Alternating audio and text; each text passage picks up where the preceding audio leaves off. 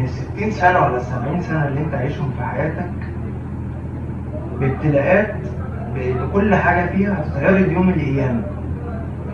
انا هل وقت ما تتعرض حياتي قدام ربنا سبحانه وتعالى قدامي يوم القيامة انا هبقى راضي عنها ولا لا؟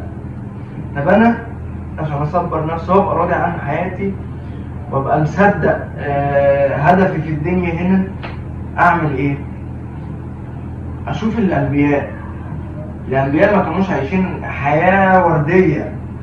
الانبياء تعبوا، الانبياء ابتلوا.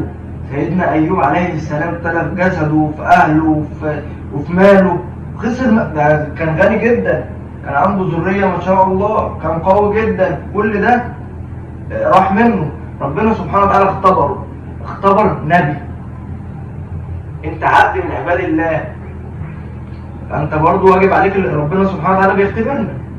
فهي المسألة هنا بقى، سيدنا ايوب لما ربنا سبحانه وتعالى ابتلاه واختبر عمل ايه؟ صبر صبر صبر صبر. في الاخر قال ايه؟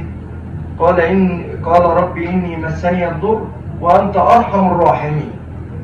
بس هو راضي، ده هو وهو بيدعي في كمية رضا طالعة، ربي إني مسني الضر وأنت أرحم الراحمين. يا رب ما قلتش يا رب أنا تعبت، يا رب أنا مش عارف إيه، لا، في رضا، في رضا راضي إن ربنا سبحانه وتعالى، وعالم إن ربنا سبحانه وتعالى عارف أنهي أفضل ليه، وعارف إن ربنا سبحانه وتعالى أعلم منه بنفسه. فكون إن أنت تبقى مؤمن إن ربنا سبحانه وتعالى عارف أنت محتاج إيه وعارف أنت عايز إيه وبيوفقك للموضوع ده، لما انت تؤمن بكده هتبقى راضي وهيبقى فيك اطمئنان. هنا احنا جايين الدنيا هتخلص، الدنيا كلها كام سنه وهتخلص، الفيلم هينتهي.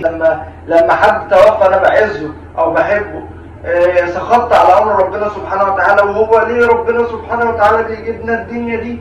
وليه بيجيبنا؟ عشان يعذبنا ونسيب حبايب. طب ليه يا رب خلقتنا؟ الكلام ده بيتقال، بس لازم لما يتقال قدامك او لما نفسك تقوله لك تفكرها ان انت مش جاي تفرح، انت مش جاي تلعب، دي مش حياتك في الجنة.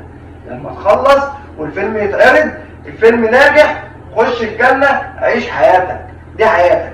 لكن هنا احنا جايين اختبار من ربنا سبحانه وتعالى. ربنا رايد كده، ربنا سبحانه وتعالى رايد كده، ماليش دعوة، انا ماشي زي ما انا خلاص. ربنا سبحانه وتعالى عالم باللي ينفعني، ربنا سبحانه وتعالى بيختبرني بوجع حبيب، بوجع حادثة، بوجع مال، بوجع مرض، بوجع مش عارف ايه. انا لازم اذكر نفسي